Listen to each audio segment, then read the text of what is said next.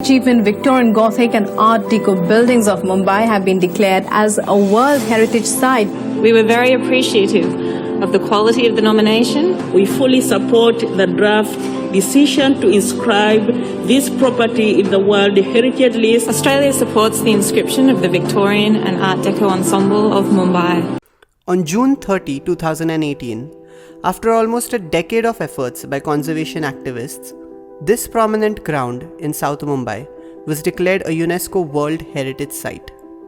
The Oval Maidan, which is a Grade 1 heritage site on its own, is not only one of the oldest planned open spaces in Mumbai, but to this day remains one of the breathing lungs of the maximum city. And yet, what makes this place iconic to Mumbai is not just the vast open space of the ground, but actually what lies around it.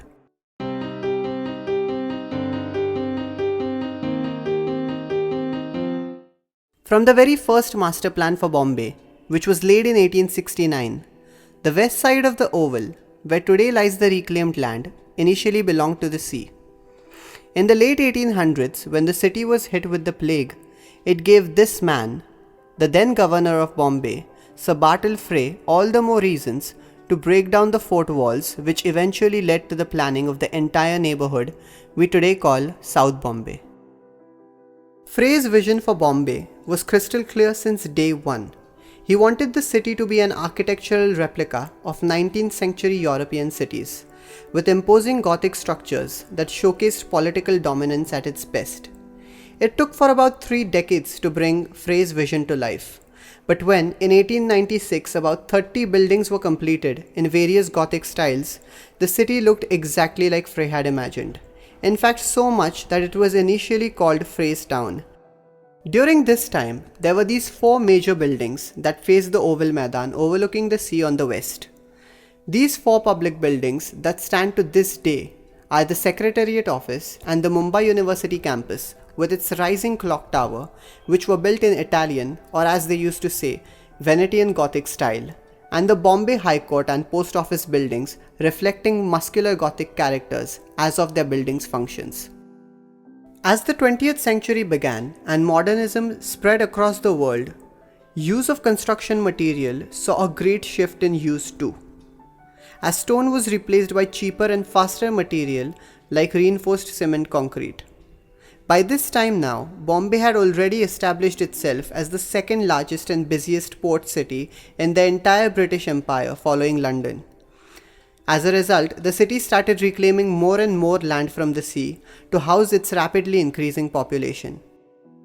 The businessmen and merchants who then resided in Bombay and had a knack for modern art were looking for architecture to fit the aesthetics of the changing time.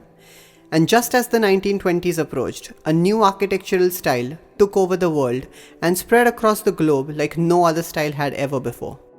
This was the Art Deco era.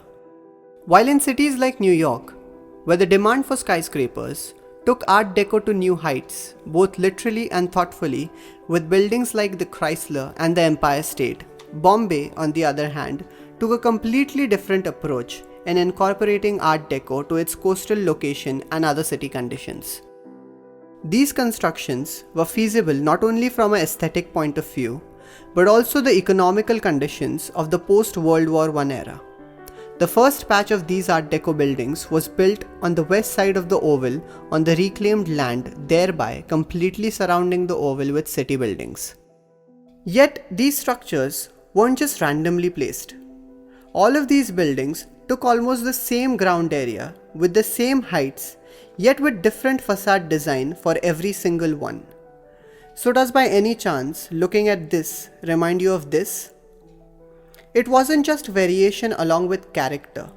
It was the basic and classic principles of city planning at its best.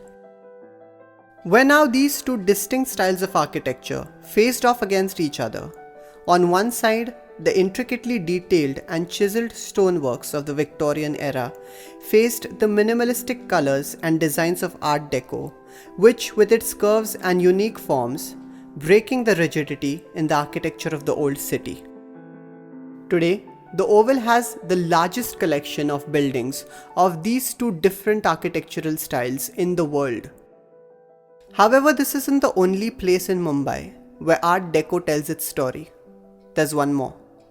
And that place has a lot to do not only with the movies that we watch, but also with a certain city which tells a similar story, but on the other side of the world. The Oval Maidan precinct getting a UNESCO tag was not only a huge celebration and nod for the city's tourism, but it also showcases how Mumbai has adapted to various changes thrown at it. For a city which is said to never sleep and which changes with every passing second, and yet when you stand there in the middle of the Oval Maidan and you look around, you see and witness a city that once was, a city that is, and a city that is still thriving with the changing times.